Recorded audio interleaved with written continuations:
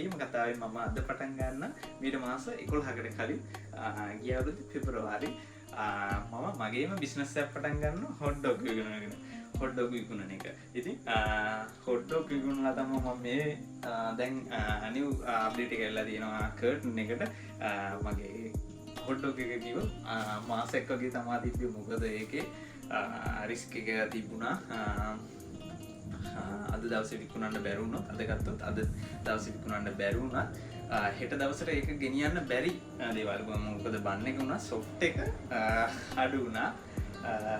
ඉතින් එහෙම පාරිභෝගිකයට දෙන්න බෑනේ. ඒක දන්නවනේ හැමෝම. ඒ හින්දා ඒක කඩා ගැටෙනවා. ඊට පස්සේ මේක දැන් පටන්ගෙන මාස 9 හරියටම කර්ටන් එක මාස 9ටත් නෑ 9 ඉවරත් නෑ 9 පටන් ගත්ත මුල තමයි දැන්. ඉතින් ඒකෙන් මම සක්සස් වුණා. ඉතින් දැනට මාස 9යි.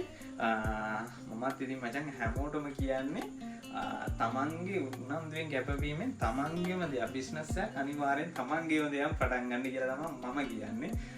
මොකද මම ඒක අත්දින්න හින්දා මොකද මට දැන් වයස 23යි. 22 තමයි මම පටන් ගත්තේ. 22 තමයි ගේම ගහන්න පටන් ගත්තේ. තමන්ගේම දෙයක් පටන් ගනි. ජොබ් කරනවා මම මාත් ජොබ් එකක් කරනවා. ජොබ් එක කරන ගමන් තමයි මම මේක කරන්නේ. ඉතින් ඔයාලට කරන්න පුළුවන්. රුපියල් 1000ක් කිව්වත් මචං අවංකේම ඔබ රෙස්පෙක්ට් කරන්න පුළුවන්. මොකද ඔබ චරිතයක් වෙලා ඉවරයි. ඒ හින්දා 2025 ඔයාගේ දියුණුව පොඩ්ඩක් බලන්න. ඔයාම හිතලා ඔයා දියුණුනාද එතනින් පල්ලෙහාට වැටුණාද කියලා.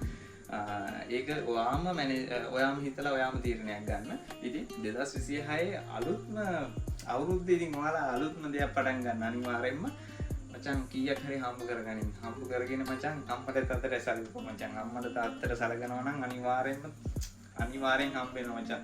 කට්ටියට දන් දියා මචං හැම දෙයක්ම පුළුවන්. හැම බැරි කෙනෙක්ට අනිවාර්යෙන් සල්ලි උනත් හැම දෙයක්ම දෙන්න අනිවාර්යෙන් ලැබෙනවා. ඉතින් රුපියල් 1000ක් හම්බ කරත් අදිනු රුපියල් 1000ක් ගිහිල්ලා අම්මට මම ඔයාලා කලින් කරලා තියෙනවද දන්නේ නැහැ. අම්මට තාත්තට ගිහිල්ලා රුපියල් 1000ක් ගුලි කරලා තියන් මචං සාදු කියලා වැඳපන්. මචං ඇස් දෙකෙන් බලා ගන්න පුළුවන් ඇස් 50 පිට මචං. අම්මලාගේ සතුරු මචං මම මාරම මේකක් මචං. මොකද මම ඇත්තටම මම හත්විඳලා තියෙනවා අවංකෙන්ම. ඉතින් මොනේ මොනත් වෙන්නේ ඇත්තටම මට මාර සතුටුයි. දැන් අපේ තාම මට වෙහිකල් දෙයක් නැහැ. ඇත්තටම කිව්ව තමන් මටම කියලා තාම නැහැ. ඉතින් මම අපේ රොද අතර ගන්න බලාපොරොත්තු වෙමින් ඉන්නවා. ඉතින් ඔයාලා